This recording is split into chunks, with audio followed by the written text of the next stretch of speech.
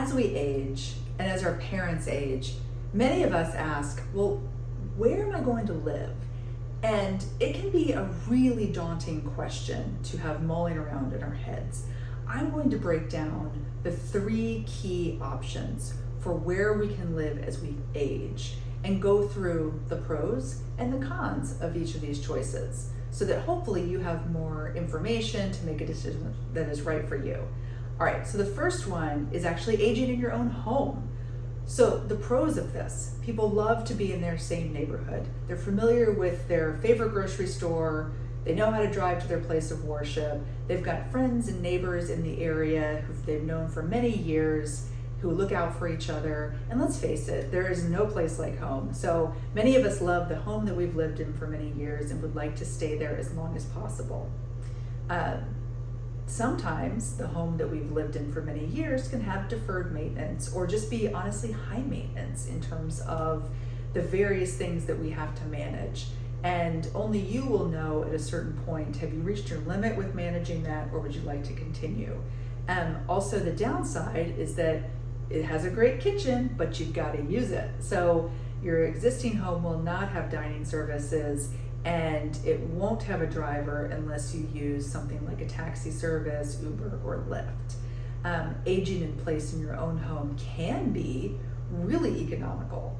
And also, if the home isn't quite ready for it, you can put modifications in place to make it better for you. And let me expand on that. You can add grab bars and rails into the bathroom areas. You can do things like secure or remove trippy kind of rugs.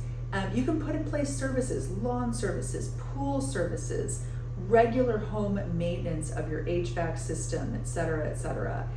If you have the team behind you to manage the property, it might be something you choose to do. And if God forbid you do get sick or get injured, you can always bring home health or home care into your home for you. So the pros here with aging in place in your own home are: pro, it's your home, you love it. You know your neighbors, you know your favorite this and that, and it's very, very familiar, it's very comfortable. The cons are that you still have to cook for yourself, you still have to drive yourself, and you do have to maintain said home. The second option, if the home either can't be modified to suit your needs as you age, or honestly takes a little bit more work than you'd like to put into it, a lot of people choose to move to a luxury high-rise or a new patio home.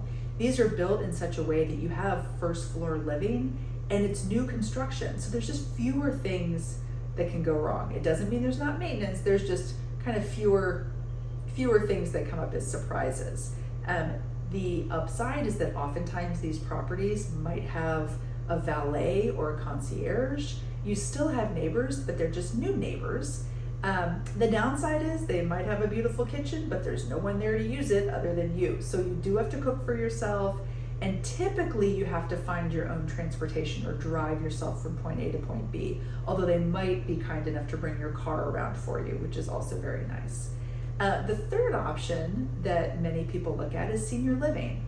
This can range in terms of what type of senior living arrangement you're in, but it involves moving from your house into typically a smaller apartment.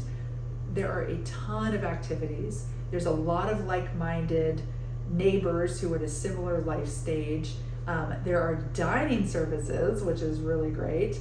And in many cases, there are car services to take you to appointments or to take you to social engagements.